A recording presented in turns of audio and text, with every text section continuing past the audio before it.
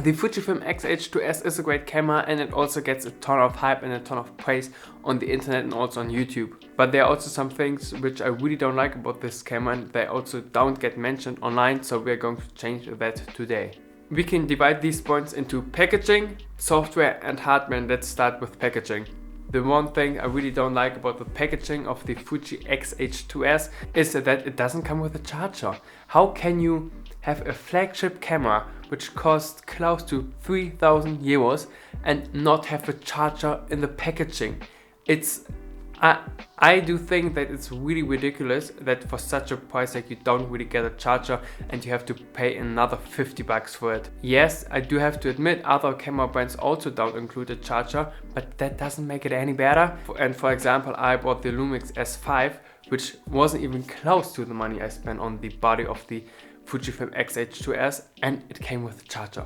So it's definitely doable for camera brands to do something like that. Before I go to the most important category, which is hardware, we go over software real quick. And when it comes to software, the Fujifilm X-H2s is just lacking some more video specific features, like waveform, like false colors, like having the ability to have two zebras. And on my Lumix S5 I have all these things, and combined they just give you very good user experience when you want to record something. And because the Fujifilm X-H2s is targeted towards videographers, I do think that the camera also needs more video specific tools, which at this point it doesn't have. Yes, they could be added with some updates and stuff like that, but I do believe that Fujifilm should have included these features when they launched the camera, and it's not even sure if they even introduced these features on the body at all. One thing I heard a lot on the internet is that the people are missing like the focus wheel, where you can switch between autofocus continuous, single point autofocus and manual focus, and I do also agree. I just like them a lot more.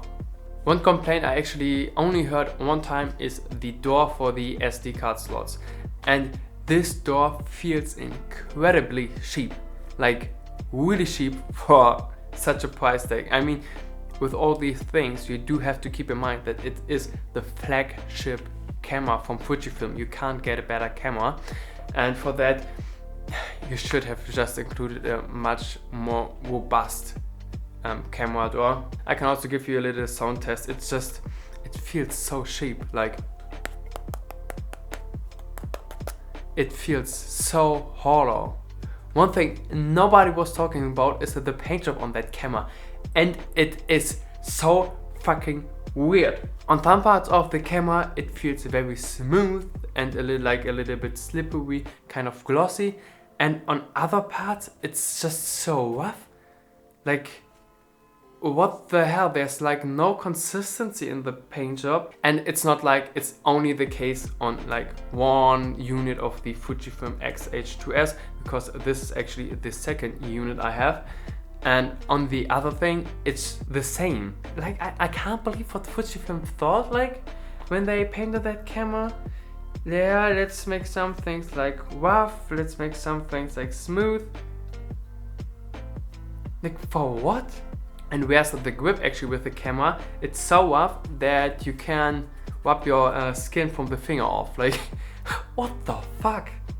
And the one thing which is the biggest problem by far on that camera is the EVF color calibration, which, I don't know, I think Fujifilm just skipped it. Like, we don't need calibration. It's an accurate display. That's bullshit. So much bullshit. I don't know what they did with it, but the color just doesn't match at all to the LCD screen. I mean, maybe it's not that as bad as it sounds when I'm talking about it, but it's definitely noticeable.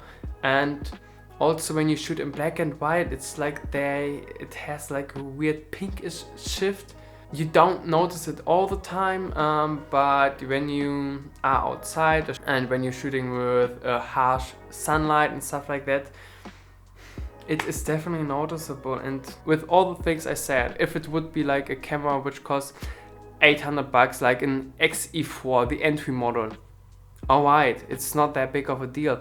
But if you're selling this camera as your flagship camera, and the colors are that off on the EVF, which is a very nice EVF with like 5.5 million dots or something like that, it's a problem. So that was my little rant on the Fujifilm X-H2s, and just some things I don't really like about the camera. Definitely let me know in the comments if you have experienced similar issues on your Fujifilm X-H2s or the Fujifilm X-H2 for example, and like the video if it was helpful to you, and subscribe to my channel to see more photography content.